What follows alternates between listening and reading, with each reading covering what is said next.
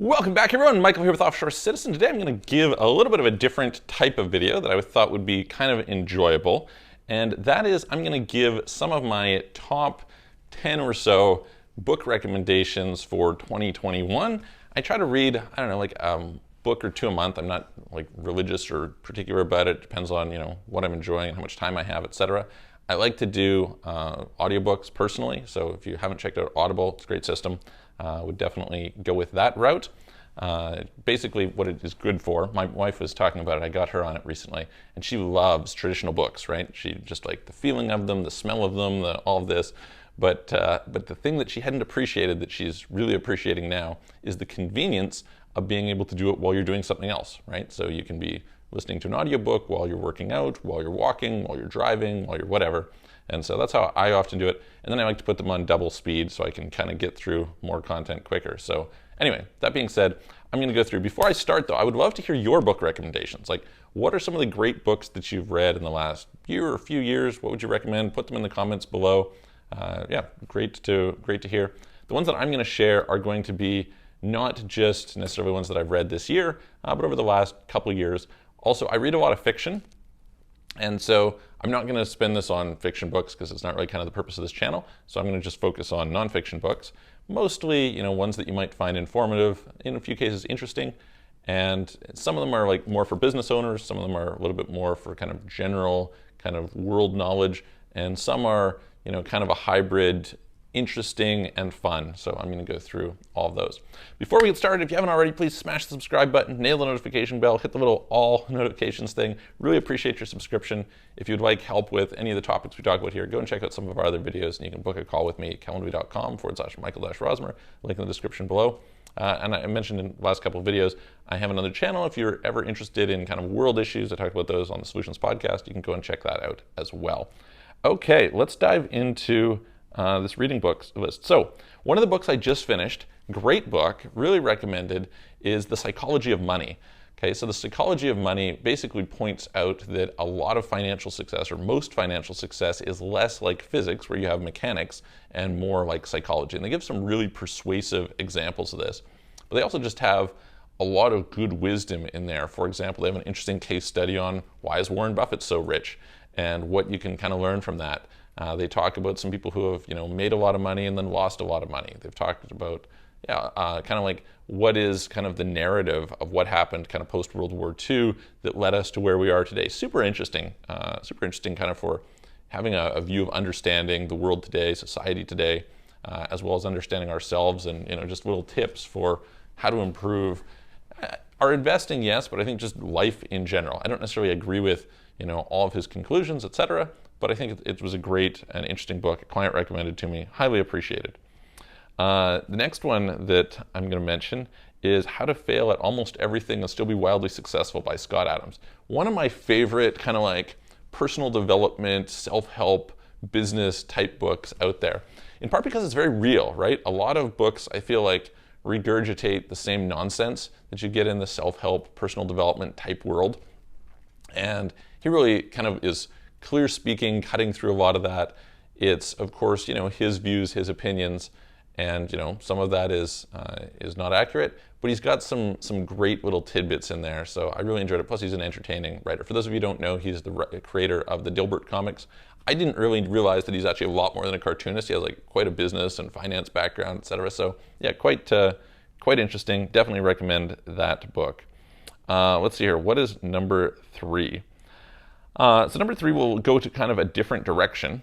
Just as an interesting book for somebody who wants to read and understand a little bit of the history of crypto in an interesting way, is The Infinity Machine, or The Infinite Machine, anyway, they spell it infinite, but I think, anyway.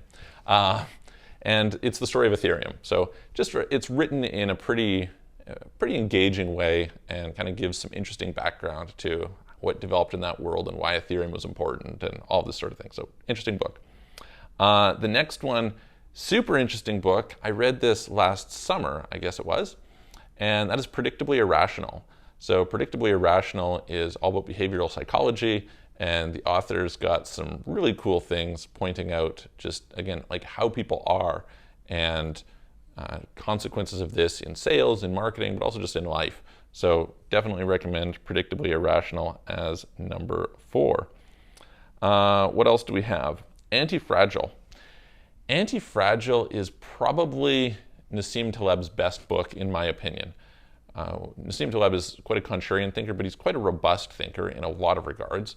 There's things lots of people can disagree, they dislike his arrogance or whatever, but he's got a lot of really good points. And it's noteworthy that the term black swan was basically created by him and is super popular in the financial world, etc. The term anti-fragile was basically coined by him and has become popular. Skin in the game has become a popular term based on him. So it shows you the degree to which his thinking is influential, and he's got a lot of great observations. If you read Antifragile, it encompasses a lot of what you'll get. Like Skin in the Game is kind of like, he'd say taken a little piece of Antifragile and tried to expand on it. It's not necessarily that great. The Black Swan is a great book, but he covers a lot of the concepts in Antifragile. So to me, Antifragile is like the main, if you're going to read one Nassim Taleb book, that's the one to read, and does a great job. So definitely recommended. Okay, next one is an entertaining one. This is not like, I don't think you really learn that much from this one. It's not an educational book, but it's maybe a bit inspiring. And especially for people who haven't explored other parts of the world, they're interested in frontier markets. This is the book Red Notice. And so Red Notice was written by the founder of Hermitage Capital, which was like the first hedge fund to go into Russia after the fall of communism and invest. And of course, Eastern European markets have developed a lot since that time, but it's a crazy story to hear like what was going on, how, all these companies were for sale for just like 1% of what they were worth, and how, you'd basically, everybody had little like tickets basically that would entitle them to these shares, and you'd trade them vodka for, these shares that they had no idea what they were worth, right? It was probably like you were getting them for $20 and they were worth 200, and all the kinds of things that went on there and the crazy returns that came out of it. But then dealing with the oligarchs and Putin and like just crazy story. So cool book to read. Very interesting insights into the world. Next one, really appreciated this. I think who recommended it? It might have been the author of The Subtle Art of Not Giving a Fuck that recommended it. I can't remember. Maybe it was Tim Ferriss. Anyway, it's the book Range. And Range really, I was a big advocate for, and I still think I am to some extent, books like The Talent Code and Talent is Overrated, etc. This gives a very different perspective to that. Those of you who've read Outliers will be familiar with this concept that Malcolm Gladwell talks about the 10,000 hour rule. And they give a very different perspective. In fact, I think one of the endorsements was from Malcolm Gladwell. And yeah, quite an interesting book. Very, very interesting to go through kind of what they say about just the importance and usefulness of multidisciplinary knowledge. And because I'm somebody who likes to study lots of different things and involve myself in a lot of areas, I have a certain bias that I appreciated that. But it is interesting to see kind of they give the data on, how people who go on TV and are experts are just horrible at predicting. And basically, the more you see them on TV, the worse they are, right? And so you get kind of a lot of these, and then you'll have other people who come, they're just like more open-minded, and the consequences of that. So great book, very definitely recommended. Okay, so I'm going to kind of group a bunch of these in, which is basically everything by Malcolm Gladwell. I had David and Goliath and Talking to Strangers in here, but the reality is I love all of his books. He just has some cool ways of, first of all, they're very well written, they're very enjoyable, he sparks curiosity, and he usually brings some interesting insights to people about what it is that, like, just different perspectives. So I think I did some videos back around when they started lockdowns in 2020, thinking about like how people would respond. And I was influenced somewhat by my kind of judgment about what would happen was influenced somewhat by reading his book and talking about what had happened when London was bombed in World War II. And so, yeah, just very, very interesting books. I definitely, if you're looking for something to read, I don't think you can ever go wrong reading Malcolm Gladwell. All right, what have I got next here? Oh, very entertaining book. So this book, for people who are interested in offshore, is probably interesting.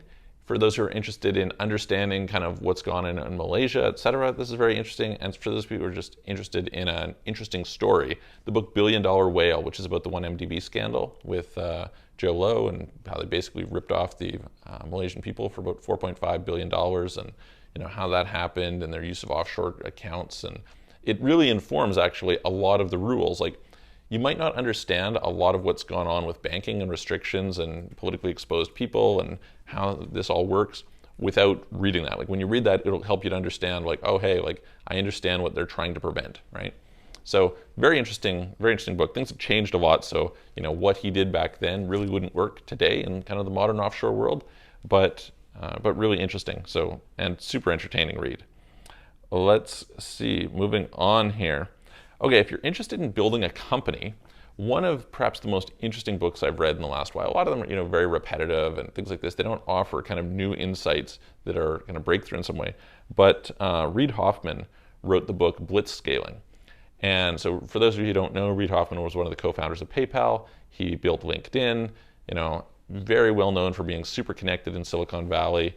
And Blitz Scaling is a very different way to approach building companies. Now, it is a very different way, though, in a very specific context. So, it's not something he's saying, hey, you should apply this to all companies. He talks about, like, hey, when should you blitz scale? But how you should do this totally different thing in order to build a company. And I thought that was super interesting. So definitely, again, from somebody who has very successfully done it multiple times, super interesting. Atomic Habits. Great book just for learning to change your behavior. Now, you, of course, have to make a habit of your habits. But that being said, it's another one that I think was quite good.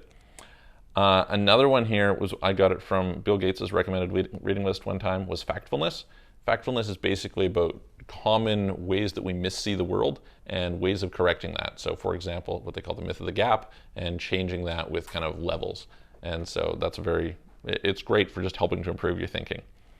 And then let's see here. I think I have one more, and then that is it.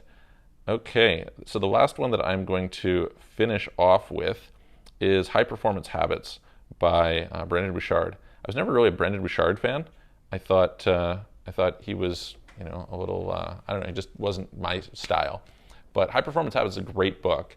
Again, I like that they kind of bust a lot of common myths, and then he has, just very data-oriented analysis of what it is that makes people successful. So highly recommend that one as well. Maybe I'll throw in one last one. I mean, there's a few good biographies I'll throw in there. American Icon, great book.